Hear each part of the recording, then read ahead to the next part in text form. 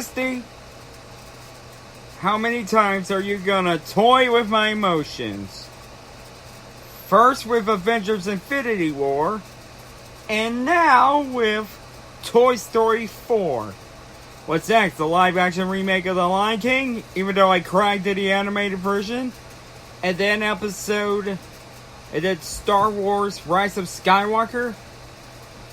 Well, okay, yeah, scratch the Rise of Skywalker out. No, just that Lion King what's next, but Hey guys, and welcome to another movie reviews. Even though I do anything geek on Anchor FM, I do full on spoilers. However, in other films that are not geek, I keep it spoiler free. I keep it spoiler free, okay? First off, now we got Toy Story. We had Toy Story with Sid and Scud as the antagonists. And both of them got defeated. And then, Toy Story 2, we had Al McQuiggin as the secondary antagonist. And we got the main antagonist, Stinky Pete. Both of them defeated. And a new toy gets a new home. Yep. Toy Story 3. Your owner goes off to college. And you see Lotso Bear is the main antagonist. And then he gets defeated and of course, gone off with a new owner. But, even so, now we are in Toy Story 4. And the first one I'll be talking about is, of course, character development.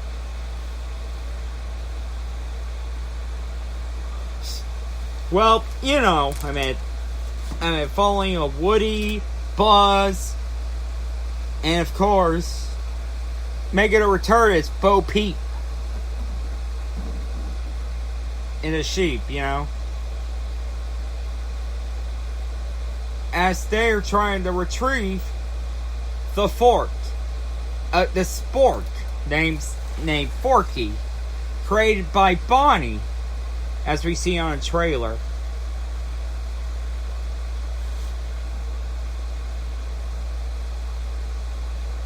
Then Bonnie, of course,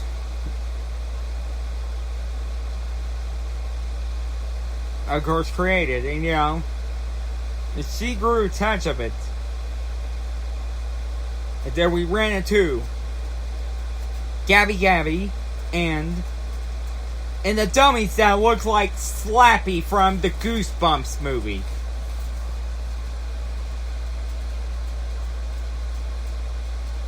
And of course, the cast. Well, the cast, yes. We know who the other cast are, but even so,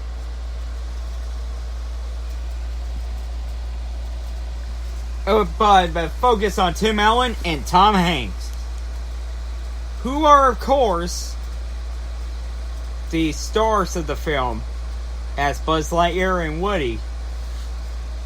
And then we see Annie Potts, who in a long time we haven't seen, as Bo Peep, since Toy Story 2. But then we got the events in between of Toy Story 2 and Toy Story 3. Yes, Bo Peep has been, of course, been gone, but she's back. Well, I'm gonna get to the one. And we got Tony Hale as Forky, the spork. You know? He's not annoying, but you know, he did give me a few chuckles. He gave me a few chuckles, but to be honest, I never saw Arrested Development.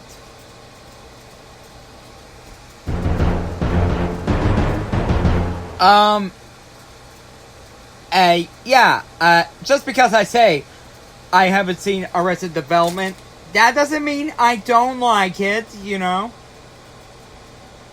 I mean, but I can't believe it got canceled.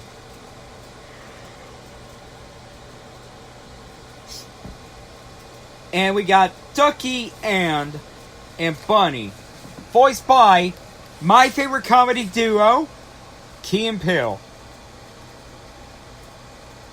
Well, now Key and Peele, to be honest, I like those guys, but however, they are like a few times funny in it, but but most of the times they were really annoying.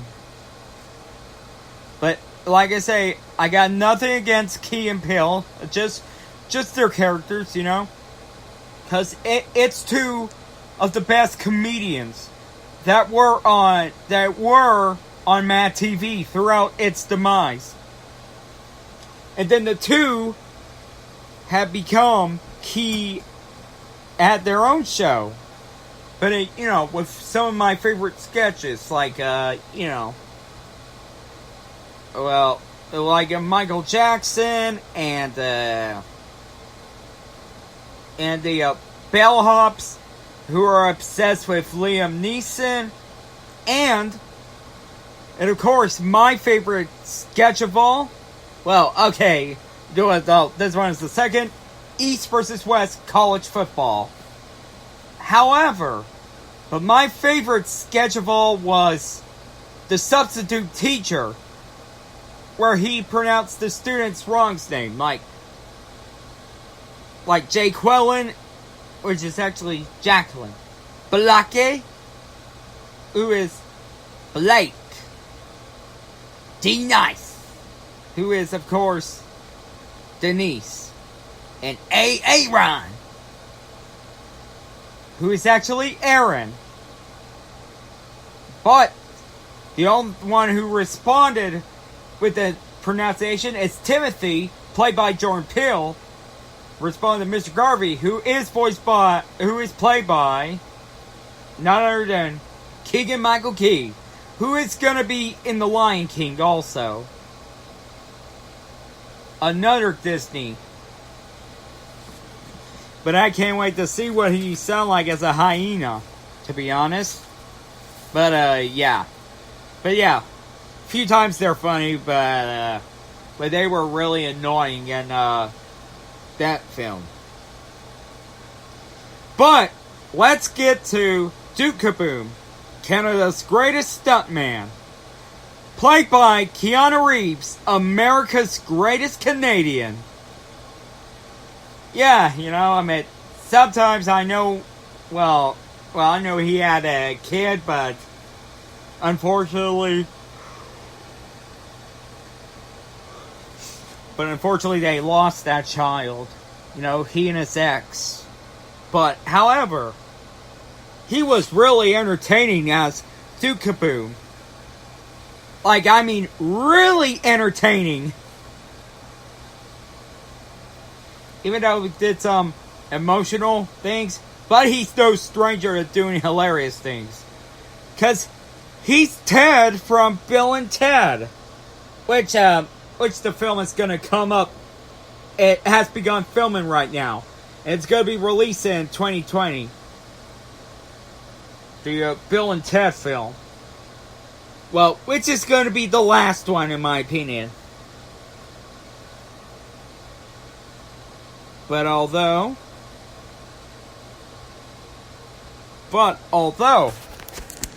let's get to the others. The story. Yeah, we got the story. We already know that Bonnie made a friend in class.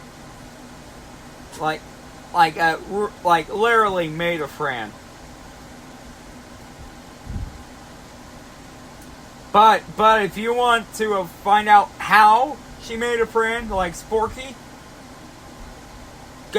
you should check out that movie. It was tremendous and also strange. But however,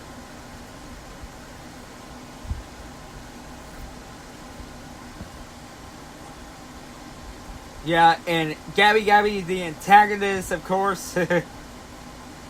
Yeah, is the antagonist, and although, like I say, if you want to see what happened to her next, however, she, of course, well, you're gonna have to watch you're gonna have to check out this movie, because even though it's a mixture of laughter and emotion, I never seen more emotional scene. Well, okay, a couple of emotional scenes since Woody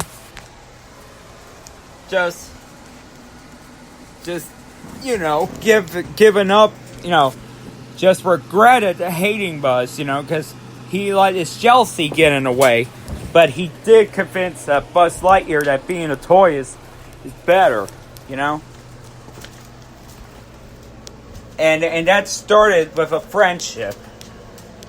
That starts a wonderful friendship. And Jesse's origin story. Now that was really, really, really sad. And it's me being honest. It really was sad to see Jesse yelling cowgirls, past child named Emily, and she was put in a box when Emily got a little older, and then Chuckles the Clown, voiced by the late great Bud Luckley. Who's also an employee for Pixar. Well, for those of you don't know who he is, he was also for who he was a art designer for Pixar films. But yet, he's also the agent.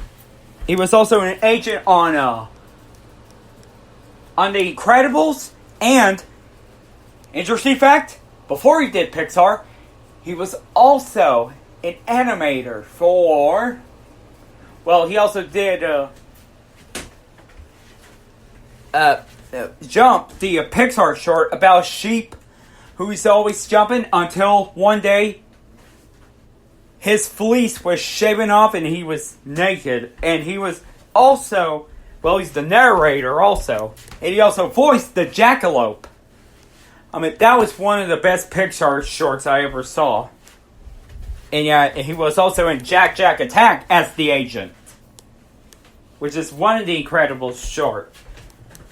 And yes, he also did Sesame Street for the number 12, with 12 ladybugs having a ladybug picnic. But yeah, that was the sad origin of Lotso. And there's one more emotional scene I can discuss, but I'm not going to be discussing in the final Toy Story film. With the one that was supposed to be a final Toy Story film, but however, the fourth one is officially the end, but the third one I'm going to say was Andy. Playing with the toys that he's given to Bonnie, who was the daughter of the woman at the daycare. And of course, it was like sad, you know? Yeah, but this one, the fourth one, Disney got the best of me. It just toyed with my emotion, you know? I mean, first, with, yeah, I know you're going to say Jedi Fallen Order, but, you know, scratch that one out. Scratch that one out. With Avengers Endgame. And now, with Toy Story 4. The next thing is going to be the Lion King live-action remake. With Iron Man's and Jungle Book's Jon Favreau, who is the director of Iron Man and the Jungle Book. He's going to be directing The Lion King. And yes, he's going to be involved with Star Wars after.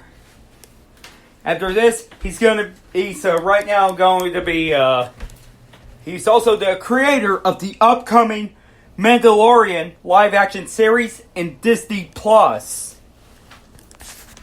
But yeah, the scenes. Yeah. Well, I don't have a favorite character, but I do have final thoughts. Yeah, you know, sometimes, this one is a mix of emotions.